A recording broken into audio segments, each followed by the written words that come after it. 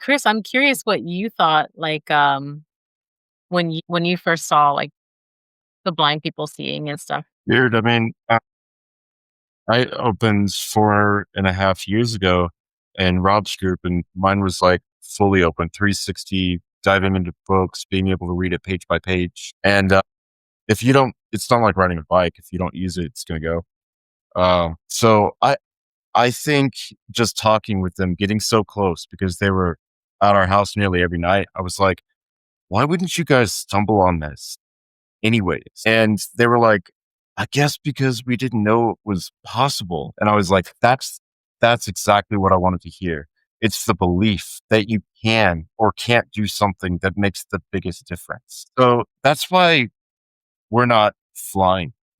Gravity's a tough teacher, and we're having to constantly train ourselves to overcome those limitations.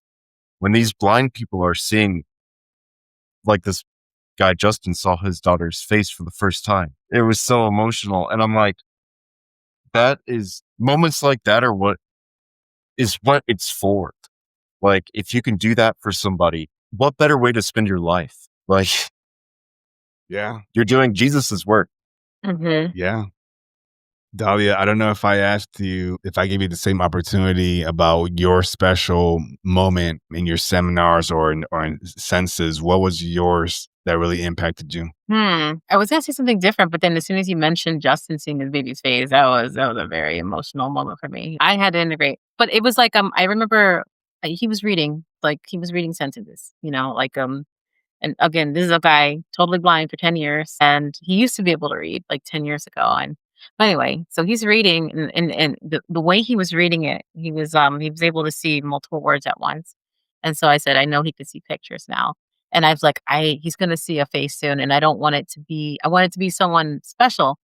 And so I said, "Do you have a picture of, like, your wife or something?" And then so I go to his fa he says, "Yeah." So I go to his Facebook, and I'm like, "Wait a minute, his baby." And so I show him the baby, and I don't think told him what it was. I have it on video, but anyway, he starts describing it. It's so emotional, and then it turns out that was the thing that was motivating him. That was the thing he was hoping for the whole time.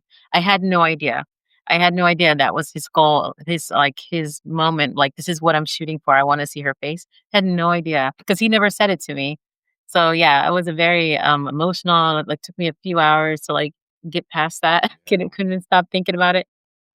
I I was, think like, everyone was crying and crying. stuff, and people were like, "What's the matter with Dahlia?" And I remember Melissa saw it, and she's like, "No, no, no, it's a good thing. Don't worry, it's a good Yeah. thing." No, it was, so his goal was to see his baby's face one day. When you showed him the photo and he was starting to describe, did he know what he was describing at all? At At first, first, like, no. did he know, like, oh, What was how did he, interesting when is, did he know it was his baby's face? yeah, so at first he didn't, but then when he realized what it was, he was like, "Is that an eye? Is that this?" And then he realized it was his daughter. And then he started noticing stuff. He's like, "Wait a minute. I thought she had eyebrows like mine, but it's light like her mom's. I thought she had hair like this, but it's actually this." And so he was just saying that he's like, "Oh, wow, she has her mom's eyes." And so it was, and then I would look at the picture. I'm like, "You're right. It does look more like her." So, yeah, it was pretty Wow. amazing. Chris, what are your thoughts about that too?